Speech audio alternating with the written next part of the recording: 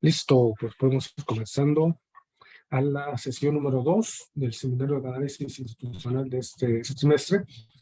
Antes de comenzar y darle la bienvenida a esta sesión, eh, un aviso, hasta ahorita no hay otras propuestas de seminario. Hay una propuesta para el 23 de noviembre, que es con un profesor de la Universidad de Bergen, que precisamente acaba de sacar hace poco un artículo sobre COVID y Asia. Él está más centrado en estudios sobre Asia y COVID, entonces él estará para el día 23 de ese día. Y hoy tenemos a Lara Silva Naranja, quien nos va a presentar algo sobre el sistema de salud y COVID-19 en ese contexto. Bienvenidos todos ustedes, bienvenida Lara al seminario, nos da mucho gusto tenerte por acá. Y antes de comenzar voy a permitirme leer un poco de tu semblanza que yo otra vez a mí. Perdón. Lara Silva es licenciada en Derecho y maestra candidata a doctora en Desarrollo, Sociedad y Cooperación Internacional por la Universidad de Brasilia, en Brasil, en la línea de investigación de desarrollo, tecnologías y políticas públicas. Forma parte del grupo de investigación Public Intelligence Laboratory y del proyecto de extensión de inteligencia pública y gestión de riesgo en la contemporaneidad. Además, ha participado en la investigación sobre el mejoramiento del Sistema Único de Salud, en el mejoramiento de la coordinación y cooperación interfederativa para análisis de estudios de apoyo a la planificación, regionalización y coordinación entre entidades federativas en materia de gestión del SUS, supongo que es algo del sistema de salud. También es cofundadora del Comundata, un colectivo científico para el desarrollo que produce investigaciones plurimetodológicas a partir del tratamiento y análisis de datos cualitativos y cuantitativos con estudios publicados acerca de COVID-19 y representatividad política en las elecciones. Actualmente centra su investigación en gobernanza, gestión pública y políticas de salud. Bienvenida, Lara Naranja, al Seminario de Análisis Institucional. Y bueno, pasamos entonces a tu exposición. La dinámica es que nos haces una presentación de los temas que nos has enviado de tu exposición y luego abrimos un poco el debate a preguntas, comentarios y otro tipo de cuestiones que surgan por ahí. Bienvenida, Lara, y adelante, por favor. Puedo sugerir que cerremos pantallas. Está vitalizándose un poquito la voz. Sí, sí, claro que sí, adelante.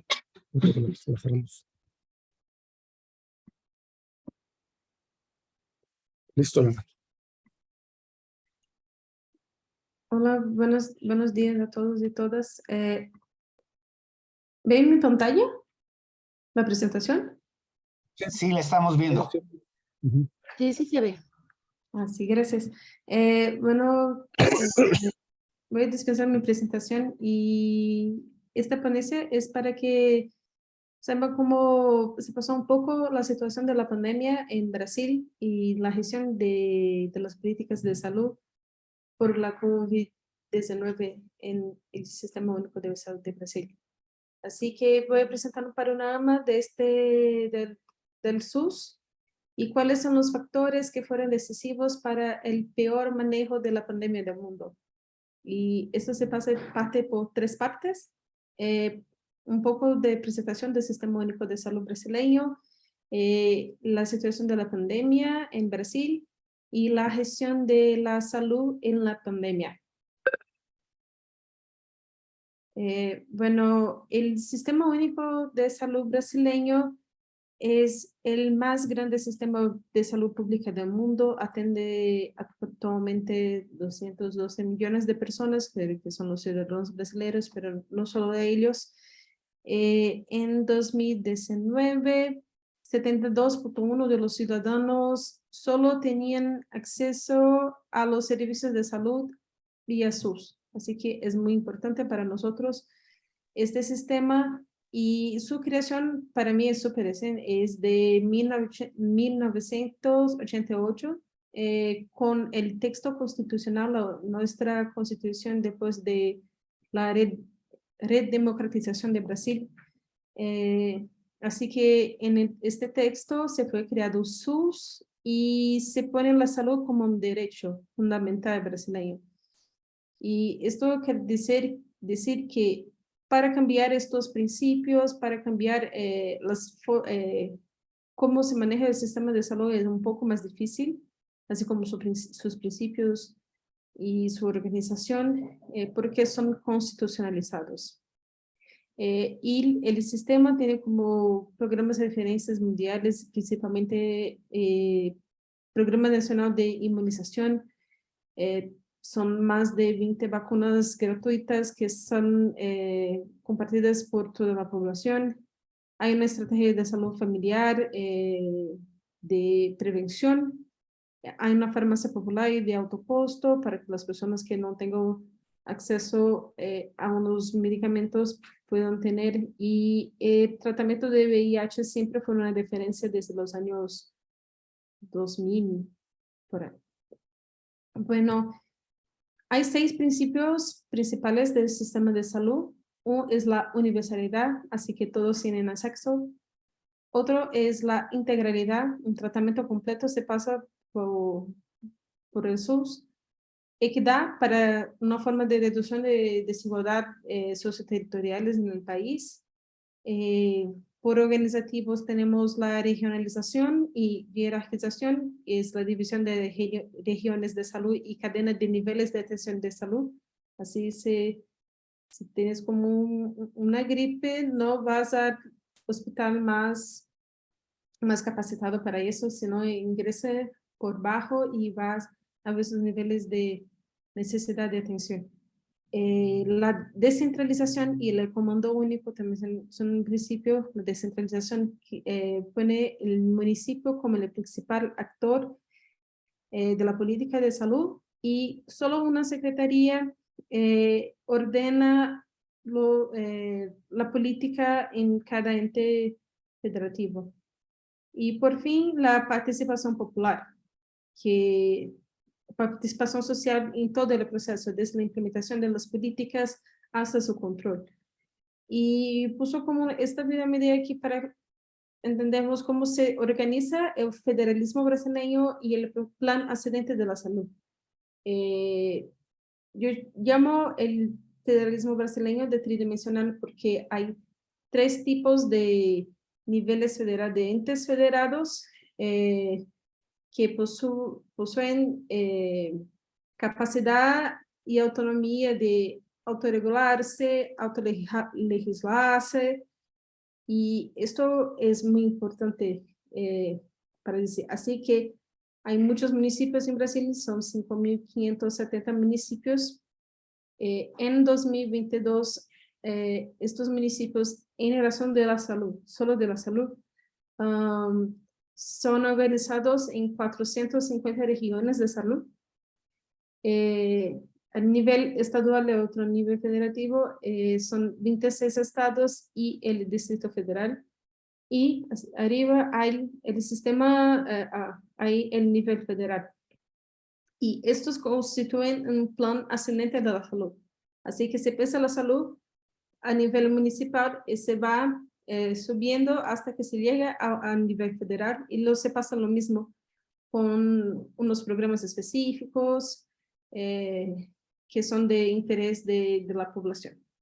Esto es un organograma que me encanta porque decía cómo se formalizan las políticas y las directrices de salud.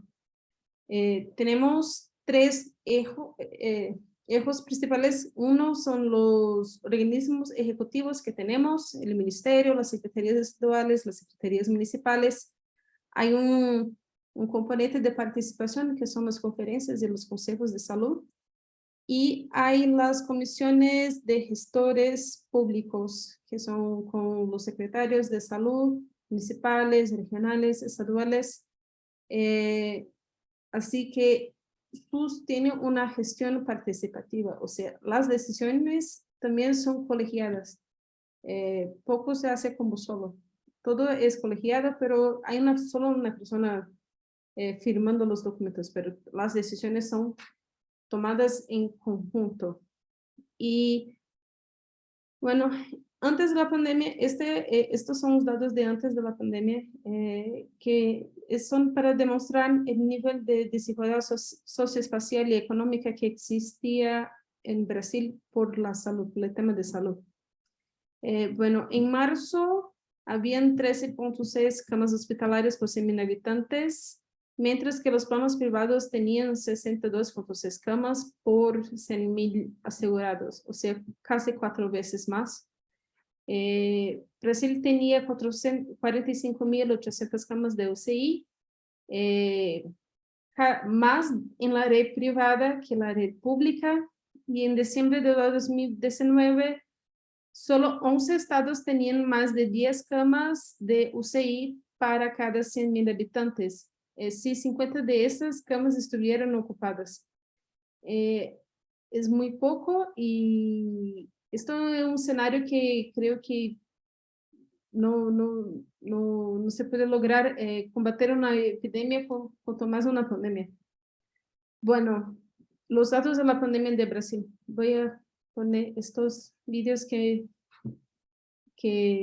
tenemos, que es como se demuestra cómo se interiorizó la pandemia en Brasil. Así que el primer caso se registra el 25 de febrero en São Paulo, y viene por aviones de los turistas, de los brasileños que estaban en Europa y en los Estados Unidos. Y para mí se interiorizó muy rápido. Vemos que se concentran los puntos de las capitales, que son unos puntos un poco más grandes, y cada punto es un municipio brasileño que está sufriendo. Y para mí me encanta estos diseños, porque si ven al norte hay un contorno así, que es el formato del río Amazonas, así que la pandemia se espalló por río, por el norte, y al medio perpendicular hay una carretera muy importante. Así que este fue el proceso de interiorización de la enfermedad en Brasil. Ahora son 600, el lunes vi que serían 688.425 muertos. Y es mucha gente, infortunadamente.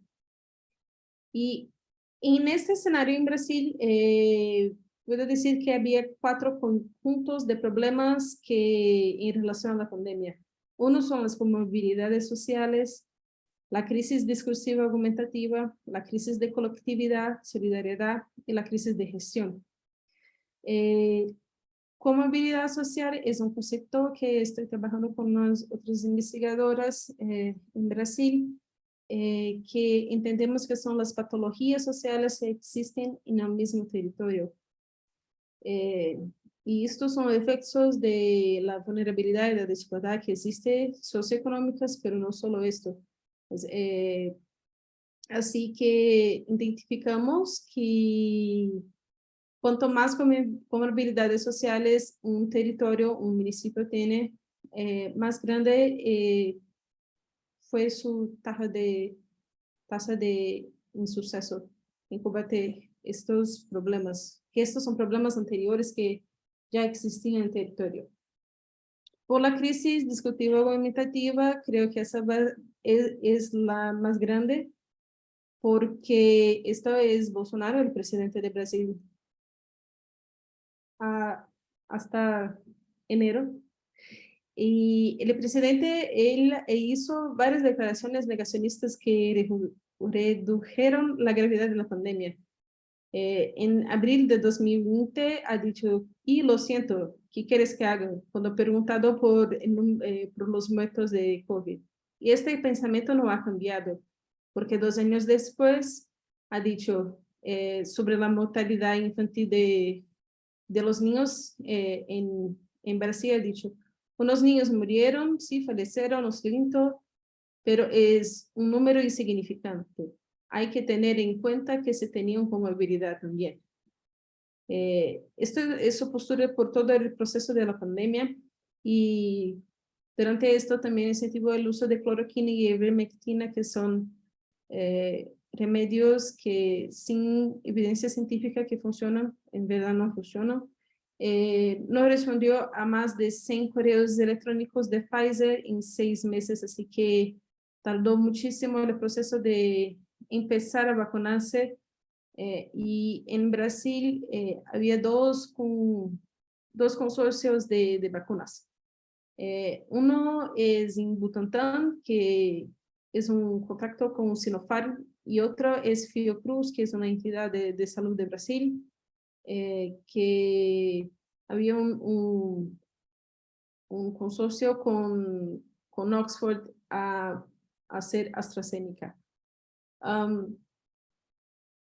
En medio de esto, en enero de 2021 se pasó la crisis de oxígeno en Manaus, en la capital del norte de Brasil, en que más de 600 personas murieron porque no había oxígeno y su gobierno sube 6 días antes de empezar la crisis y no hizo nada. Y también su discurso siempre fue de que no haga confinamiento ni ninguna estrategia de reducción de contagios, que no sé cómo decir eso, pero la estrategia del gobierno federal, que no es una estrategia, es que las personas se contaminasen y estarían como inmunizadas. Así que sabemos que no es la mejor estrategia. Y por la crisis de colectividad y solidaridad, creo que sea un proceso normal de las sociedades modernas. Tengo como teoría el concepto de hipermodernidad de Lipovetsky, en que todo es demasiado y solo importa que se vive en el presente, no importa el pasado o el futuro. Así que estamos para vivir este momento. Y existe el fenómeno del bolsonarismo, que hay como mucha gente de sociología estudiando esto, que es este discurso de extrema derecha que está en Brasil, que hasta ahora no sabemos sus efectos, pero es como muchas fake news y un odio muy grande a otras personas. Y bueno, esto durante la pandemia también ocurrió el abandono de los trabajadores informales, tanto por parte de la población como por parte del gobierno federal, que demoró mucho para empezar a tener como estrategias de recursos para esas personas. Hubo una resistencia muy grande al uso de cubrebocas, y esto también se creció con el presidente que siempre estaba sin cubrebocas o utilizaba sobre los ojos así, y no de manera correcta como se debería hacerlo. Y también sin políticas de distanciamiento social, porque al final el presidente ha dicho que no necesita, así por qué que voy a hacerlo. La crisis en la salud muy grave que se empieza es por la crisis del Ministerio de la Salud. En un periodo de un año, Brasil tuvo 4 ministros diferentes de salud.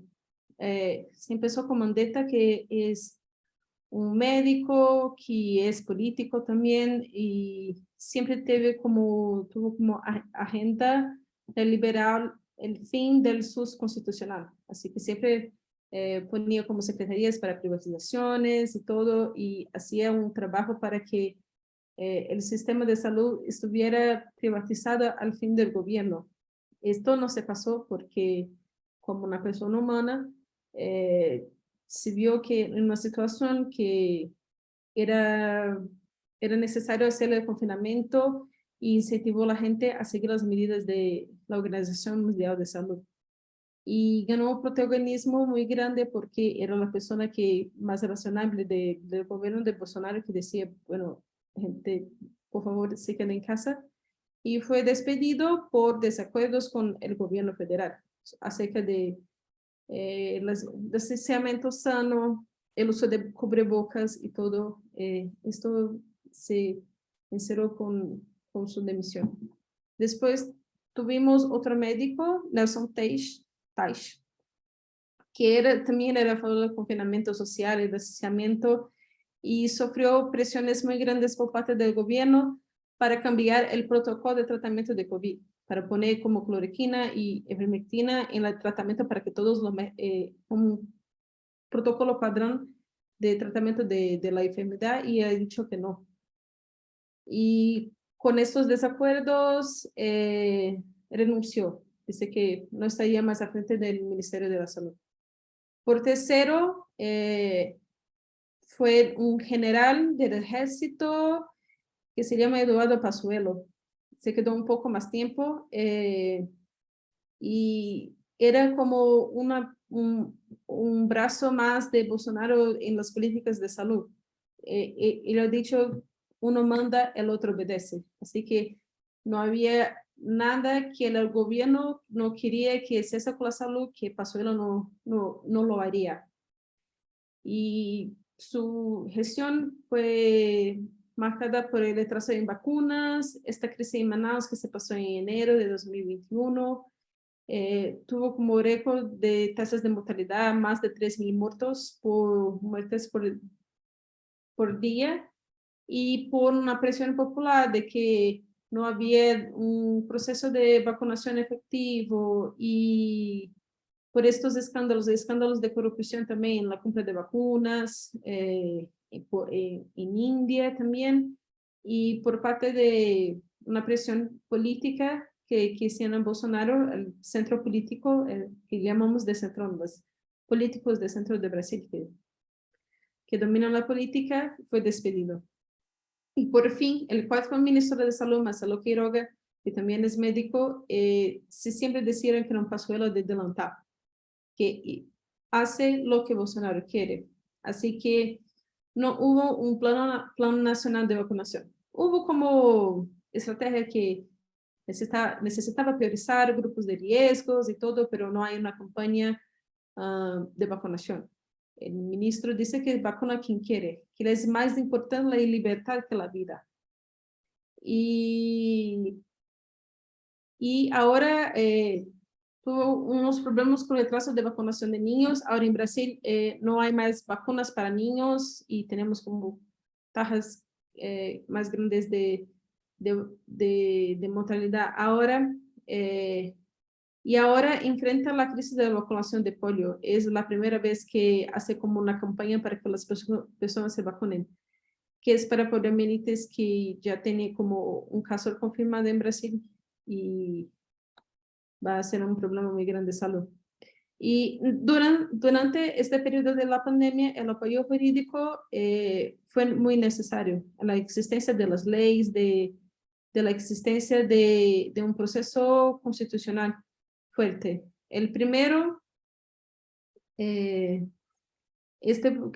puso como mis reglas, el gobierno federal quería centralizar la toma de decisiones de salud y pidió el derecho vía ley, vía una medida provisoria que es un decreto en las decisiones del presidente, el derecho de decidir o imponer qué medidas debían tomar las entidades federativas y cuáles no podrían. Así que como el uso de cubrebocas y todo, el gobierno quería que él decía que no es necesario. El otro fue la actuación de la Suprema Corte y la Constitución, porque como lo decía, el derecho a la salud es constitucionalizado, así como el sistema público de salud. Y en abril de 2020, la Suprema Corte ha decidido que cada entidad federal, estados y municipios tienen la competencia de hacer que sea mejor para la salud de la población y no las decisiones centralizadas del gobierno federal. Después hubo, con esta decisión de STF, hubo una adhesión de estados a las medidas de confinamiento. Entre 11 y 27 de marzo, todos los estados ya tenían una legislación de confinamiento. Sin embargo, estos no duraron mucho debido a la falta de apoyo nacional, porque el gobernador ia hasta la TV y decía, quédase en casa. Así el presidente decía, esto va a atrasar la economía. Y en 2021 hubo una comisión de inquérito parlamentar para ver el proceso de omisión y irregularidad en las acciones del gobierno federal. Y que se finalizó en octubre, diciendo que el ministro de Salud, Bolsonaro, son culpables por omisiones, pero no se denotó este proceso. Y fue la Suprema Corte también tuvo que actuar porque el presidente del Senado Federal no quería que esta CPI se iniciase. Así tenemos la peor gestión de la pandemia del mundo. Esto no soy yo lo digo, es un estudio del Instituto Australiano Lowy que consideró el Brasil como el peor desempeño de respuesta a la pandemia. Y también hay un estudio de Ipsos que dice que con líderes de opinión que el peor aprobación de manejo de la crisis del COVID-19 en la América Latina es de Brasil. Y estos son aspectos como éticos morales que influencian en la gestión de la salud. Primero es la necropolítica, que es un concepto de autor africano que se llama Bembe, Akile Bembe, y coloca la necropolítica como la máxima expresión de poder y la capacidad de dictar quién puede vivir y quién debe morir. Y el bolsonarismo, esta tendencia que se instaló en Brasil desde 2018, y ha adoptado estas técnicas con otras minorías étnico-raciales, pero ahora está cada vez más grande. Se tornó como público este proceso de genocidio de ciertas comunidades. Hay también una cuestión de rechazo de la ciencia, porque con cortes más muy grandes que tuvieran las inversiones en ciencia y tecnología,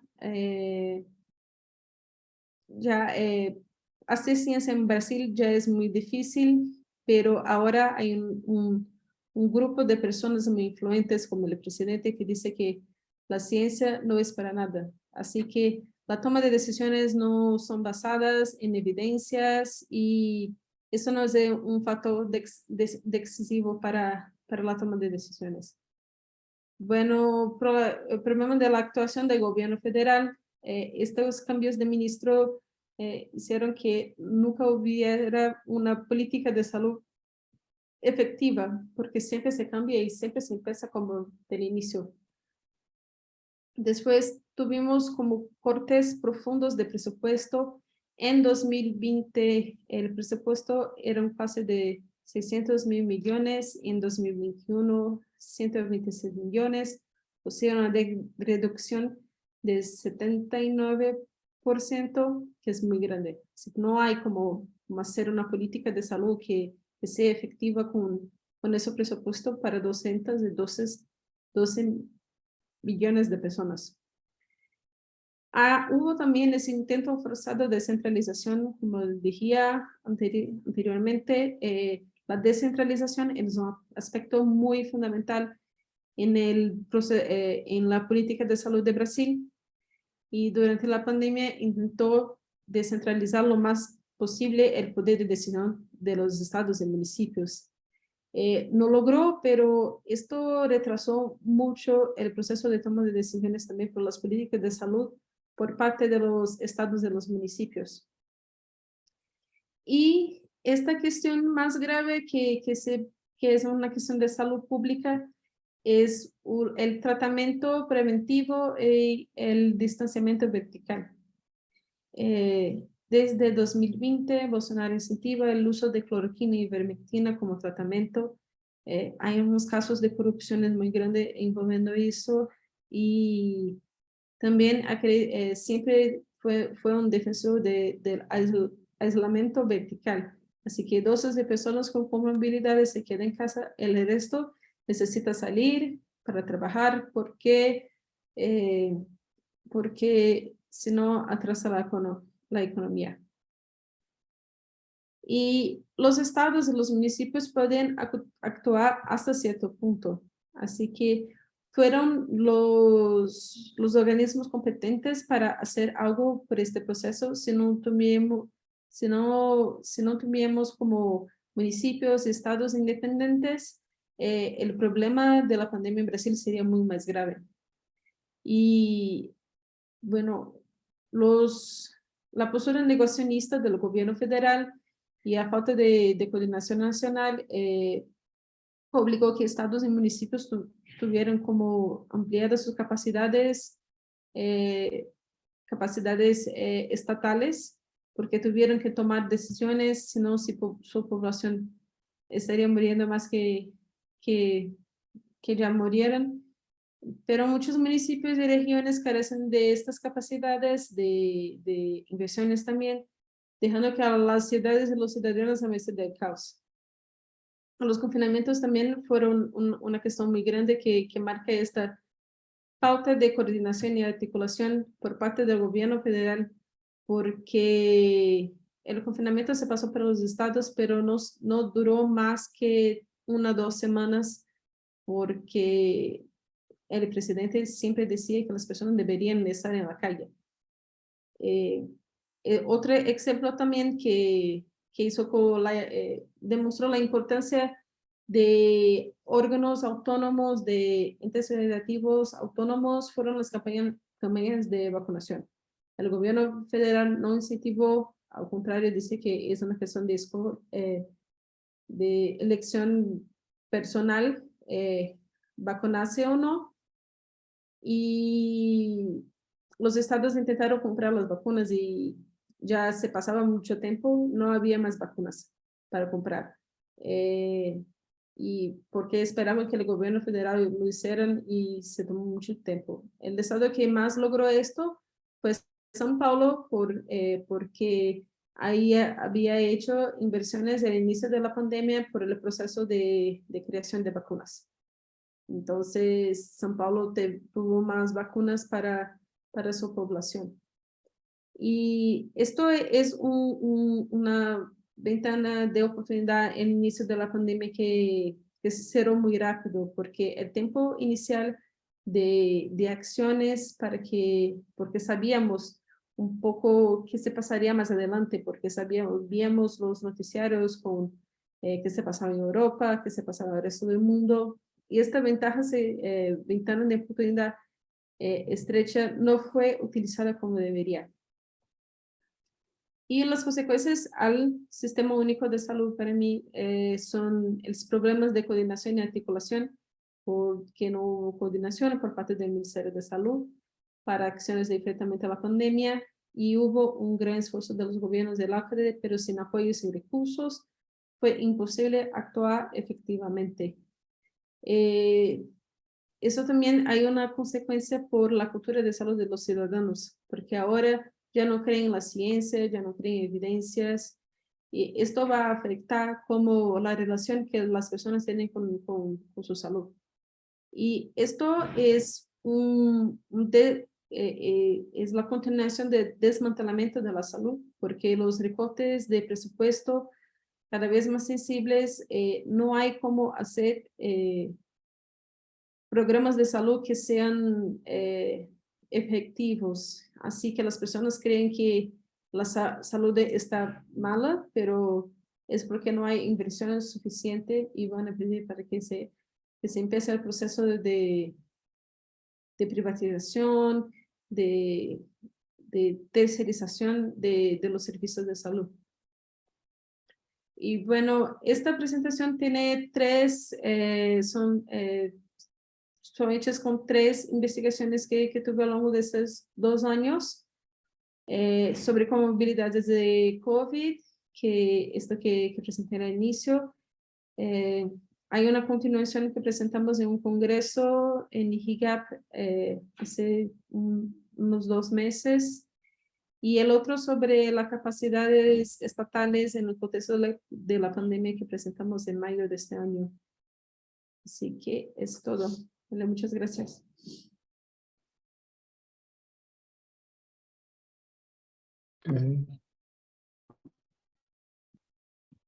Mm, Muchas gracias, Lara.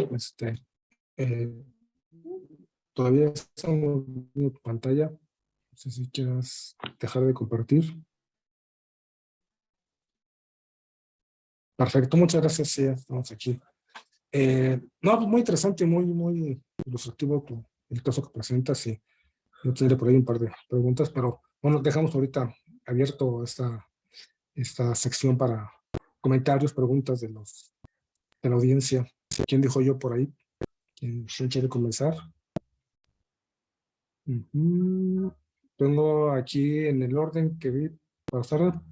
Es Lara, ¿quieres que tomamos unas 2 o 3 preguntas o quieres decir una por una? No, 2 o 3 está bien. Sí. Ok, entonces en esta primera ronda tenemos a Pablo, Janet y Benjamín. Adelante, Pablo. Hola, hola, ¿qué tal? Sí, muy interesante la exposición y sí tuve la oportunidad de revisar los trabajos, y, aunque no sé mucho portugués, pero más o menos lo entendí, ¿no? Respecto a lo último, es muy interesante lo de la crisis y cómo se parece mucho el mensaje político de Bolsonaro al de Trump. Respecto a los trabajos y a la última parte que comentaste de centralizar forzadamente, es curioso porque en el caso mexicano nosotros hemos llegado a una conclusión de que nuestro sistema está muy fragmentado y los poderes, los poderes estatales y municipales tienen sus propios hospitales y eso complicó la coordinación entre los niveles de gobierno y en el sistema de salud. Entonces, para nosotros sería mejor, bueno, o podríamos presentar que se diera la centralización. No obstante, como lo planteas, parece que hay una relación entre centralizar el sistema, la centralización, depende también de que haya una buena coordinación y también de lo político. Obviamente lo político es de lo más importante o uno de los factores importantes en la gestión de crisis. Y en lo político es súper importante porque pueden proveer un mensaje erróneo, como bien lo señalas, de desprestigiar la academia o la enfermedad, o también promover esto que decía inmunidad de rebaño, ¿no? Que era que todos se contagien para ver quién sobrevivía y que solo así. Incluso, si mal no recuerdo, Bolsonaro no usaba cubrebocas y fomentaba eso. Eso es parte de la gestión de crisis y es comunicación, algo así. En ese sentido, yo te preguntaría, ¿centralizar el sistema de salud o descentralizarlo? ¿O sí depende de estos factores que son coordinación y de lo político? Si hubieran tenido otro actor político al frente, ¿crees que hubiera sido el mismo resultado? Y ya esa es mi pregunta. Perfecto, muchas gracias, Pablo. Seguimos en el orden con Janet. Sí, gracias. Gracias, Jorge. Bueno, pues antes que nada felicitar a Lara porque de verdad que es una exposición sumamente completa y sobre todo que me gustó que le dieras la importancia a este sistema que es orgullo de los brasileños porque he tenido la oportunidad de comentarlo con algunos y de verdad que se sienten súper orgullosos de esto y es terrible que haya pasado esta situación en este sistema tan amplio, ¿no? Y con estos antecedentes que tú nos comentaste. Y bueno, yo nada más tengo 2 preguntas, Lara. Y una sería, ¿cuáles serían los grupos vulnerables o los grupos minoritarios que fueron más golpeados, que fueron al final de cuentas más, pues sí, tuvieron más problemas en relación a estas cuestiones de salud durante el COVID? No sé, a lo mejor los migrantes, los niños, no sé, pero me gustaría escuchar si tienes algunos datos.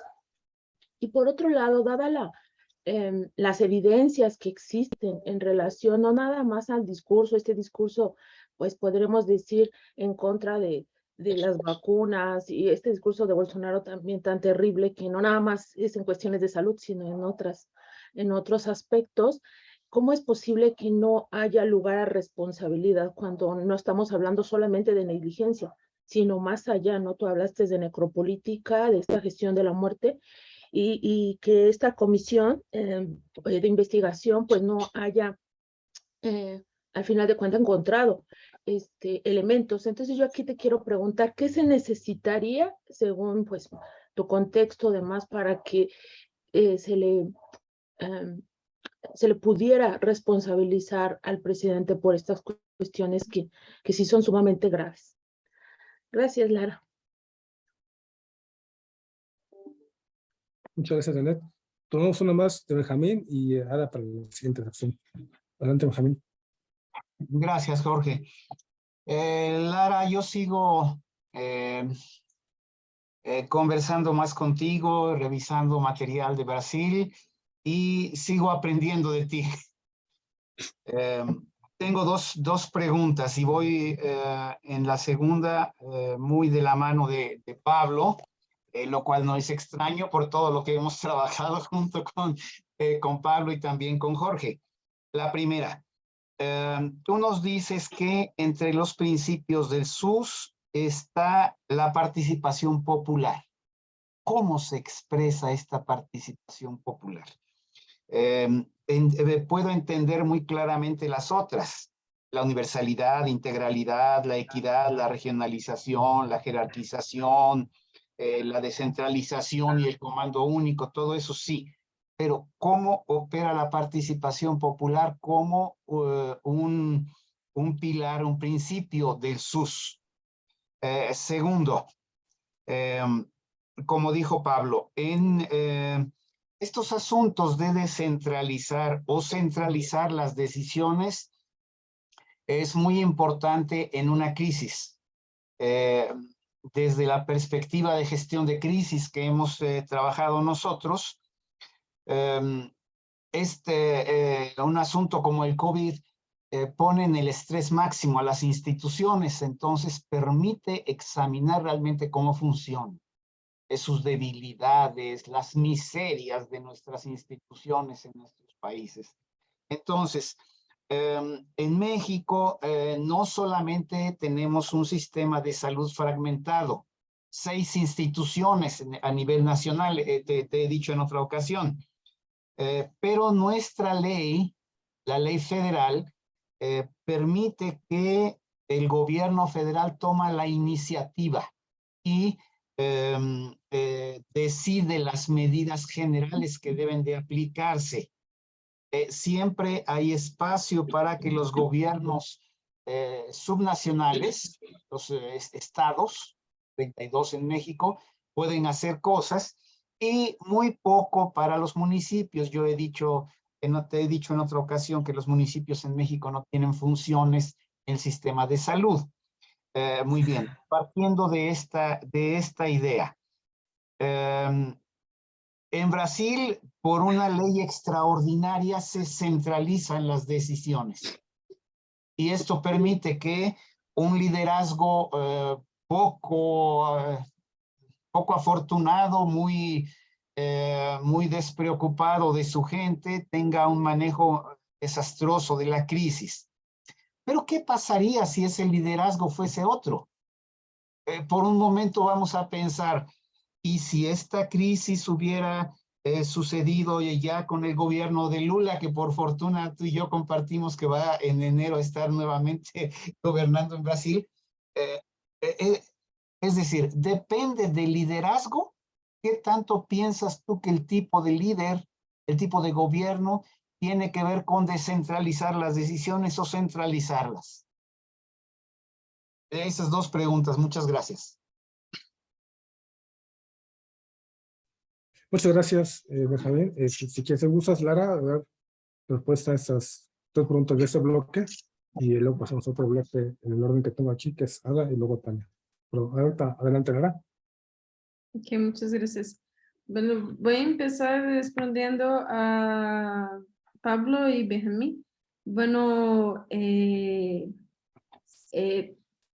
la Organización de la Salud brasileña es un proceso que se tomó como muchas décadas en los siglos XX, y en 86 hubo esta comprensión que debería ser un sistema único porque la existencia de diversos sistemas nacionales de salud no estaba funcionando. Y entonces se empezó inicialmente con esa idea también que la salud es un derecho. Esto es lo más importante, que es un derecho que que el Estado debe proveer a sus ciudadanos. Y así se empieza a construir un sistema que funcione. Los elementos de coordinación son, y articulación son los más importantes, porque sin coordinación no sabemos cómo hacer los programas de salud, no van a funcionar. Por ejemplo, esta cuestión que tuvimos en Brasil por la pandemia, por ejemplo, cuando dice que hubo una crisis en Manaus, ya no había oxígeno en los hospitales, no había oxígeno, los tanques de oxígeno en la casa de las personas, así que muchos estados aceptaron transportar enfermos de Manaus hasta los otros estados. Y eso no se pasaría sin un proceso de articulación. Esto no es caridad, esto es una necesidad humana. Esto es lo más humano que debemos hacer. Entonces, estos son las cuestiones principales. Y sí, el proceso de descentralización es mucho complicado por explicar porque se confunde también con la organización del federalismo en Brasil, porque siempre tuvimos como decisiones centralizadas, después descentralizadas, que regresan a ser centralizadas y después vuelven a ser descentralizadas. Pero ahora lo más importante es que la ejecución de los aspectos de salud se pasa por los municipios y no por el Estado federal. El gobierno federal. El gobierno federal debe conjuntamente con otros actores tomar las decisiones para decidir qué hacer. Y esto porque decimos que hay un plan excelente porque estas decisiones son tomadas para ver cuáles son las necesidades de las personas que están abajo, en los municipios, para tener una política de salud que sea efectiva a los demás. Bueno, entonces centralizar o descentralizar es una cuestión de cómo se está la salud. Hay que ver cómo esta fragmentación ha interferido, cómo se funciona entre los entes federados, entre los niveles federados, para saber cómo mejor coordinar este proceso. Voy a aprovechar ya responder la otra cuestión del profesor Benjamín. La participación popular se hace en Brasil por consejos y conferencias. Hay una conferencia que es también ascendente, se pasa por los municipios, después los estados, después una conferencia nacional, que son como unas previsiones más ideológicas de cómo debería ser la salud, qué las personas quieren que sea en la salud, y se hacen con líderes comunitarios de la salud, de empresas de salud también. Hay como muchos actores que hacen parte de este proceso de participación por las conferencias, pero todo mes hay un consejo de salud que se hace con personas del gobierno, personas de liderazgo comunitario y otros actores también que se pasan en todos los niveles. Así que este es el proceso de participación popular en la salud, pero la gestión es participativa y se hace también en colegiados, en conjuntos de personas como las comisiones intergestores, que son para que los secretarios decidan. Así que nunca va a ser una decisión de una persona sola. Siempre va a ser como un conjunto de personas que van a debatir qué es mejor a decisión tomarse. Y para mí sí depende muchísimo del liderazgo que hay, porque tuvimos no se pasó como tan grande como la pandemia de COVID, pero tuvimos la epidemia de H1N1 en Brasil, y quien estaba frente del gobierno en este periodo era Lula. En 2 meses ya habíamos vacinado más de creo que 60% de la población. Fue algo muy rápido porque tenemos esta capacidad de vacunar la población lo más rápido posible porque tenemos estos puestos de salud que están por todos los territorios, tenemos la experiencia para hacerlo. Ahora no existió por una decisión de liderazgo. Y esto es importante para hacer esta voluntad, que llamo de voluntad política. Y Janet, los grupos minoritarios que son los más vulnerables. En Brasil tenemos como muchas comunidades que llamamos de favelas, que son las personas más vulnerables que no tienen como acceso a agua, a esgoto o a otras condiciones básicas de sobrevivencia, y sabemos que la mayoría de las personas de estas comunidades son personas negras. En Brasil hay, llamamos de dos genocidios que están ocurriendo, por la parte de la sociología y todo. Los genocidios indígenas, porque hay comunidades enteras indígenas siendo decimadas al norte de Brasil todos los días, y de la juventud negra, que la policía actúa con extrema violencia y muchos jóvenes negros en Brasil están muriendo. Así que sabemos cuáles son los grupos más vulnerables. Y ahora también aumenta el número de feminicidios en Brasil también. Así que las mujeres también se encuentran con los más vulnerables que no tienen políticas para enfrentar estos problemas.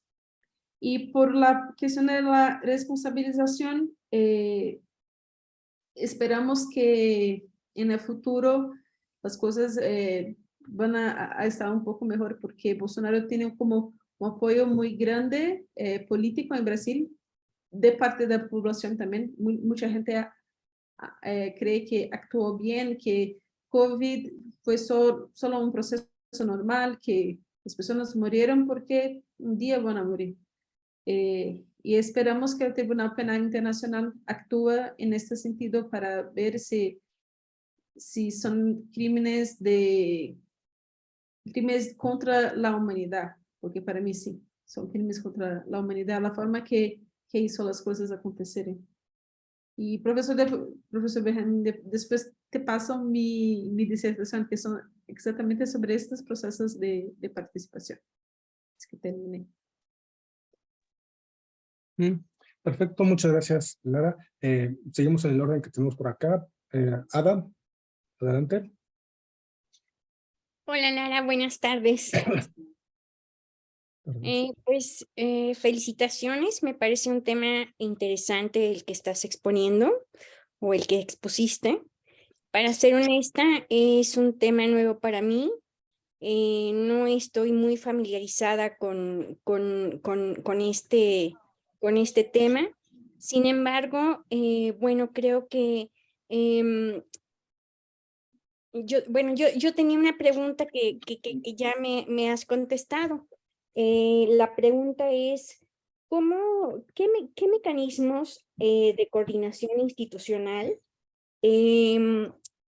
podrías sugerir para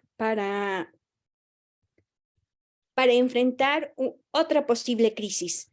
Estamos pensando que aunque esto no ha terminado, bueno, sí pueden ocurrir otros eventos en los cuales bien podrían aplicarse mecanismos institucionales y de articulación, como ya lo habías mencionado. Pero bueno, además de los que ya dijiste, ¿podrías decir algún otro? O solo para que a mí me quede un poco más claro, ¿podrías mencionar algunos otros? Sí, Ada, muchas gracias. Tania.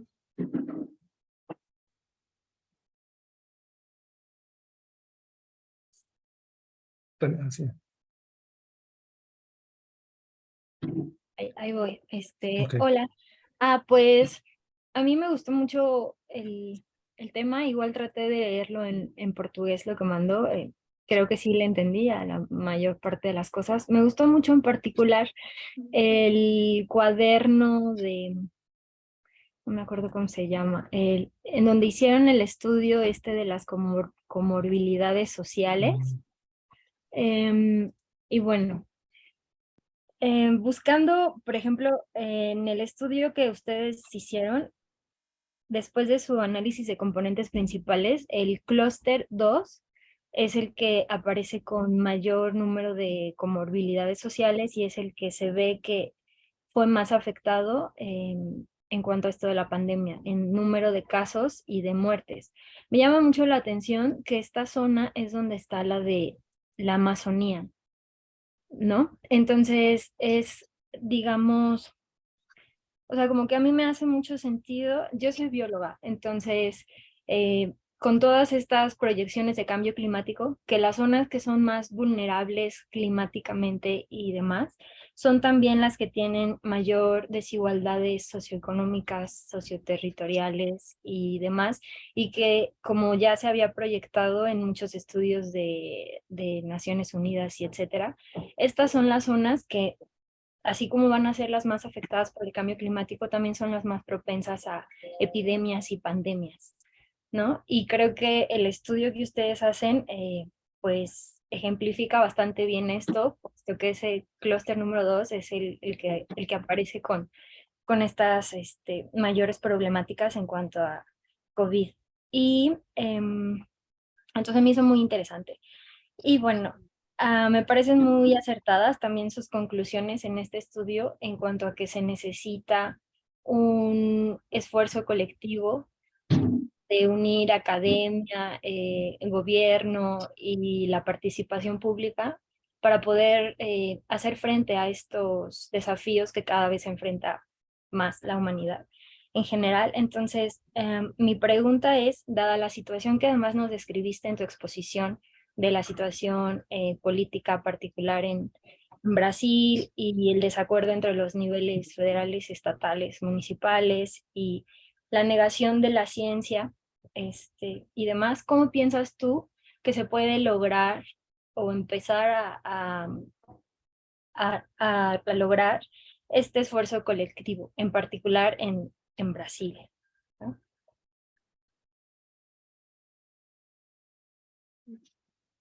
Perfecto, Tania, muchas gracias. ¿Alguien más tiene la mano levantada? ¿Quiere comentar, preguntar algo? Si no, bueno, yo primero quisiera hacer una pregunta, comentar en esa parte de esa sección, y así pues otra pregunta adelante también. También me gustó mucho la presentación, muy ilustrativa. Creo que uno había escuchado cosas de Brasil, el sistema de salud, etcétera, fallecimientos, pero a veces uno se queda hasta ahí y dice, bueno, hay Latinoamérica, más o menos similar, etcétera. Pero hay algo muy interesante que encontré que presentaste, que era, en el caso de Brasil, si no estoy más equivocado, el sistema único de salud, cuando llega la pandemia, se encuentra con un sistema de salud más o menos fuerte, establecido, que funciona más o menos bien, etcétera. Y que es un sistema de salud que fue proceso de una reforma derivada de otras cuestiones, lo que a veces le llaman neoliberales, el mercado, etcétera, un proceso de transformación, se creó la salud, y entonces ya había uno que funcionaba como respuesta a las anteriores, pero que aún así los resultados fueron muy desastrosos. Y lo digo un poco con relación a otros países como el de México, que parte del discurso era decir, es que nos dejaron un sistema de salud muy malo, es que el PRI no sé cuánto, y es que, y que atribuirle mucho al desastre, al sistema previo, y como llegó. Pero en el caso de Brasil es interesante que no, desde el lado del sistema de salud, no habría por qué pensar en tantas muertes ni tantos desastres, porque lo agarró con algo ya fortalecido, el sistema, como dices, lo de la vacunación y muchas cosas. Y entonces fueron ya en ese sentido otras cuestiones que mencionas ahí, sobre las comorbilidades y la narrativa, etcétera, que pueden explicar mucho de su desempeño, haciendo comparación también con otros países, ¿no? Que tienen sistemas de salud no tan malos como Estados Unidos, que tiene sus cosas buenas y sus cosas malas, pero que estilos de liderazgo fueron los que llevaron a eso, ¿no? Que en el caso de México pues es algo parecido, ¿no? No importa, no sé si importa, pero al parecer no fue tan determinante la capacidad del sistema de salud en ese momento, o cómo lo hayan tenido, o lo que se haya hecho en ese momento, sino más bien también estilos de liderazgo en cuanto a Estados Unidos, Brasil y México. Entonces eso se me hizo muy interesante esa parte, y en esto un poco la pregunta si también coincides en esto, ¿no? Que a veces hay variables importantes, pero no pareciera ser que no fue tan importante el sistema de salud en ese momento, sino otro tipo de cosas que junto con eso pueden llevar a tanto el desastre, ¿no? Esa es una pregunta.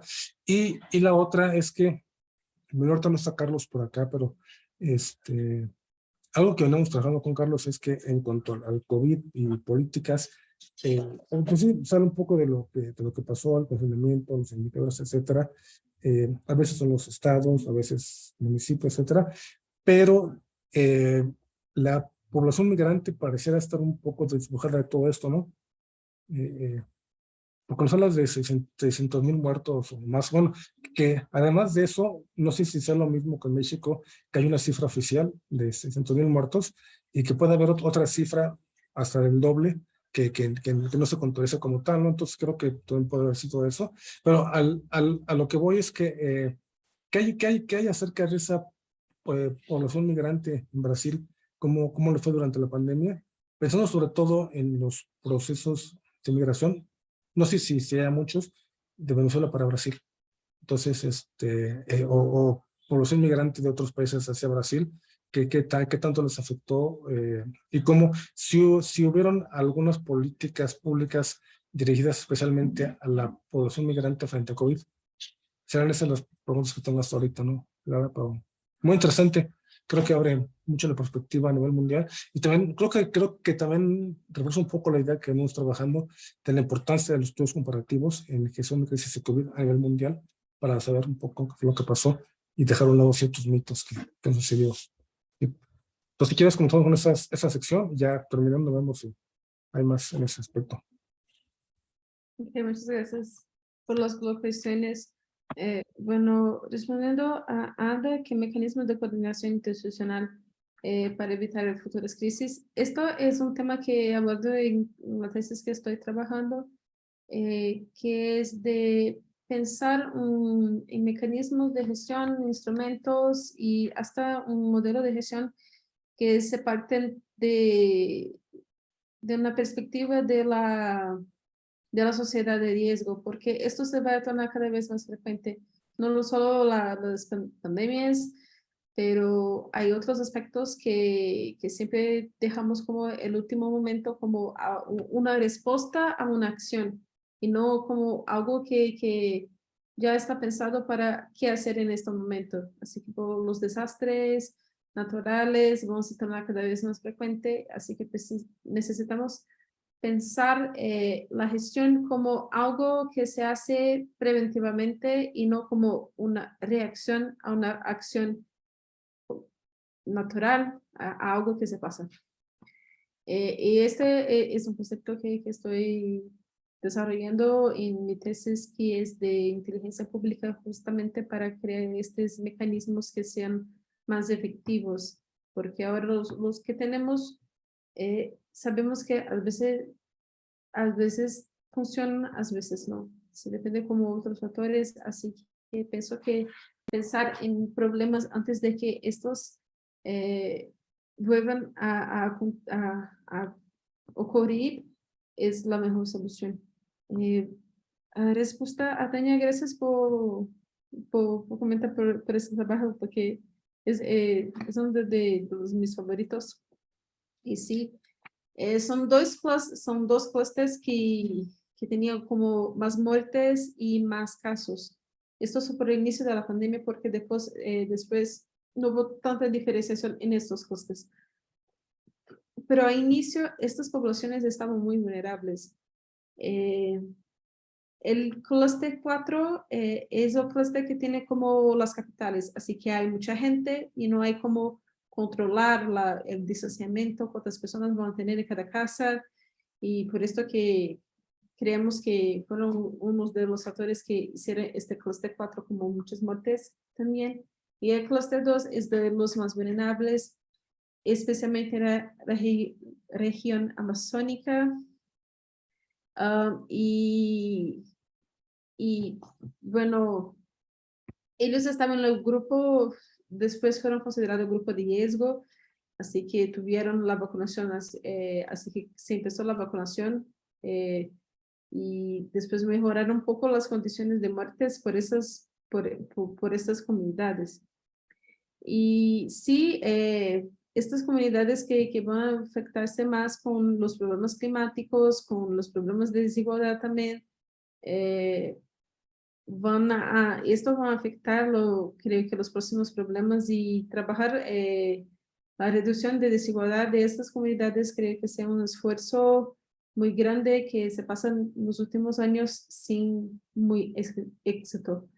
Y cómo empezar ese esfuerzo colectivo, creo, es un problema multifactorial y bueno, no sé necesariamente cómo empezar, porque en teoría ya existe un esfuerzo de una comunidad que quiere que las condiciones mejoren para estas personas.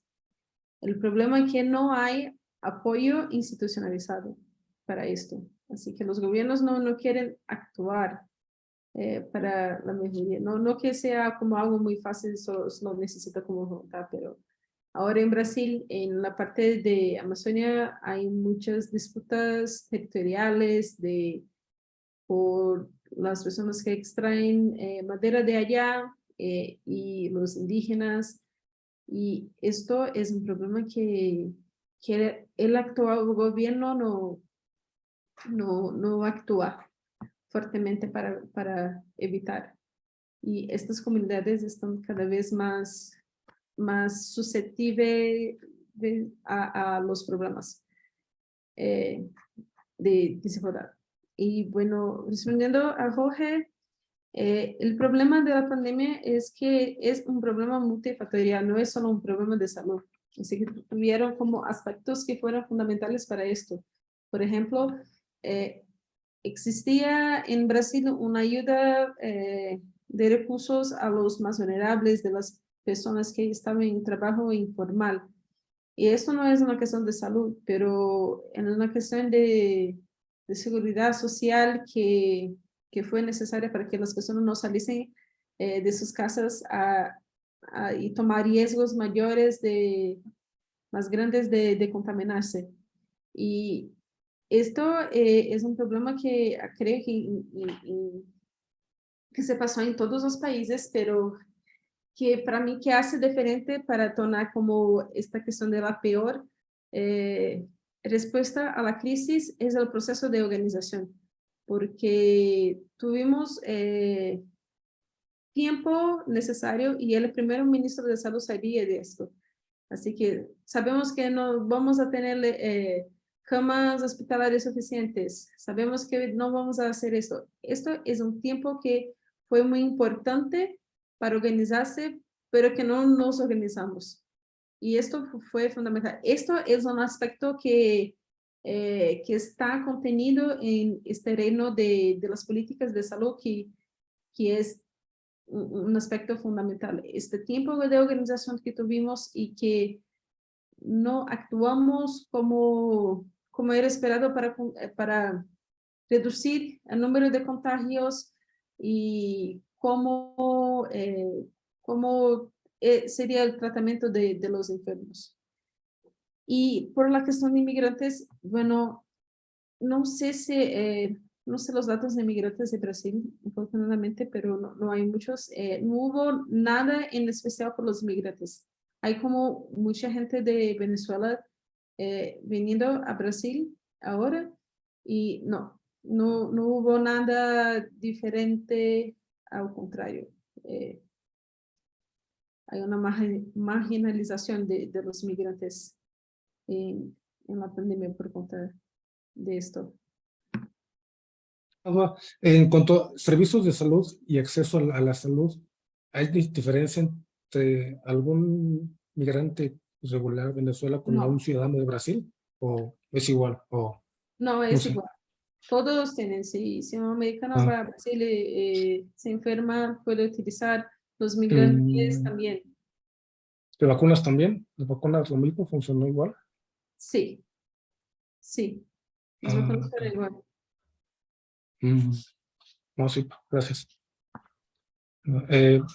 Gracias, Lara. Tengo una mano levantada, la de Benjamín. Si no hubiera otra mano levantada, ahorita Benjamín y luego vemos si alguien más. Sí, Benjamín. Gracias.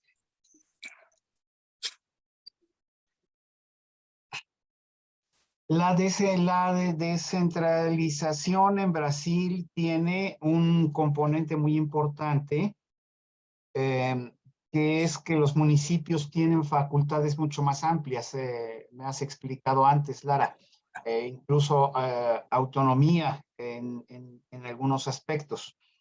Entonces, cuando el gobierno centraliza las decisiones y establece una forma de actuar en un fenómeno tan complejo como COVID, quedan pequeños espacios para que los gobiernos de los estados y los gobiernos de los municipios pueden hacer cosas. Esto pasa en todo el mundo.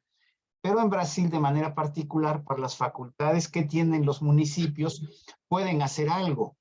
Entonces, si puedes dar un poco de ejemplos sobre qué hacen los municipios, cuáles son las facultades en materia de salud, y si conoces incluso algunos ejemplos de cosas que no estaban permitidas en las facultades de los municipios, pero que la condición de emergencia obliga a que lo hicieran ellos.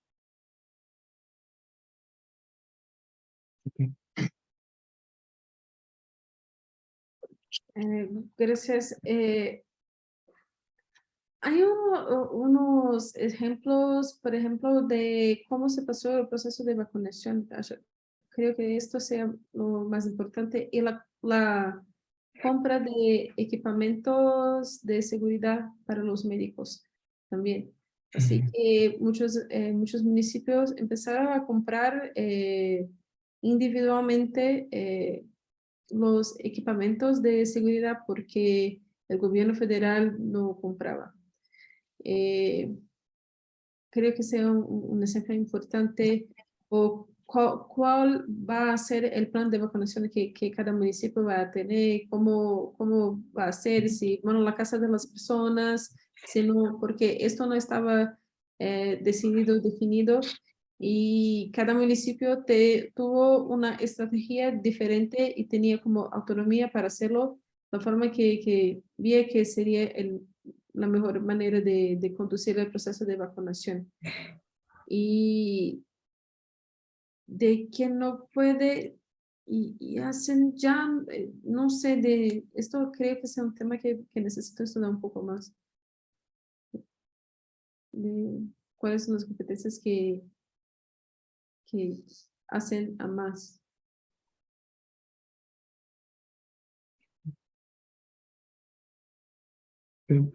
Sí, Benjamín, ¿tienes tu mano levantado todavía? ¿Quieres agregar algo? O no sé, por qué, parece que ya no está con nosotros. Parece que, bueno, no es que no está con nosotros, pero igual y el Zoom lo sacó. Bueno, mientras voy, Benjamín, nada más quería comentar algo.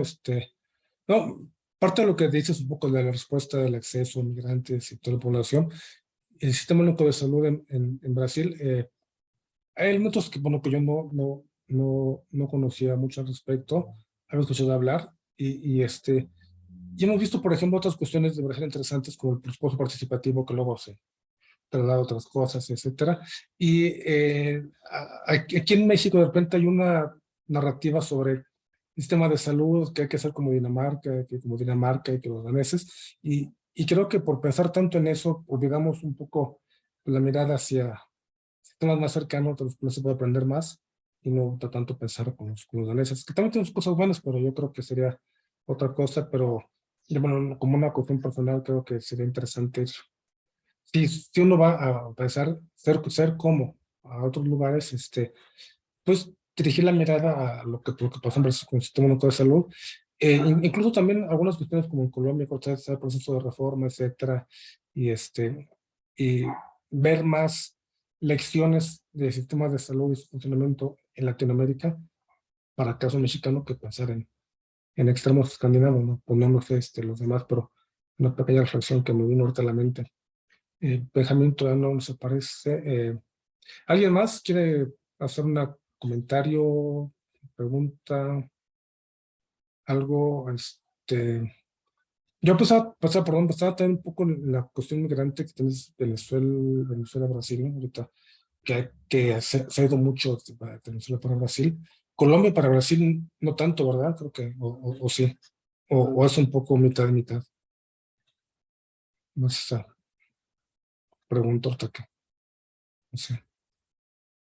Bueno, no sé, sé que el flujo de venezolanos es más grande que Colombia, pero hay muchos colombianos. En el pasado había como muchos bolivianos también. Porque ahora los estudios de migración que más veo que en la comunidad científica son los movimientos migratorios de Brasil hasta el mundo, porque hay hoy un número muy grande de migrantes brasileños que salen nuevamente por otros países. No, también muy interesante la idea de lo que sucede por allá. Eso no sé, alguien más, levantó la mano. No, pues no tengo nadie más y Benjamín, déjame ver si. Sí, Benjamín, ¿tú levantaste la mano o ya la bajaste? ¿No? No, es que creo que todavía sí lo pusiste por acá.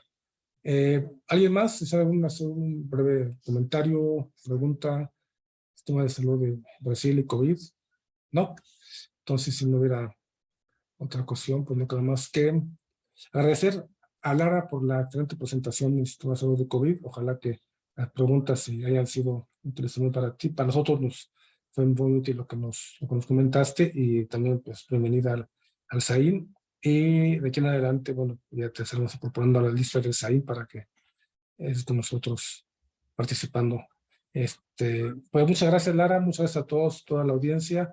Cuídense mucho y que estén muy bien. Y el siguiente miércoles, todavía no hay una persona para eso, entonces queda disponible este miércoles. Y el 23 sí ya hay una persona, que les decía que es de Noruega, un poco que él trata temas de COVID en el este de Asia. Entonces puede ser un tema interesante. Y si hubiera para el 16, pues ya nos ponemos de acuerdo. Y si no, el 23 hicimos en contacto y comunicación. Y bueno, que se cuiden. Muchas gracias. Y Jorge, ¿puedo hablar contigo un momento? Sí, claro que sí. Ahorita nos quedamos tú y yo. Gracias. Los demás, hasta luego. Muchas gracias. Vale. Deja de grabar. Gracias, buena tarde. Buenas tardes. Hasta luego. Gracias, Lara. Hasta luego. Espérame.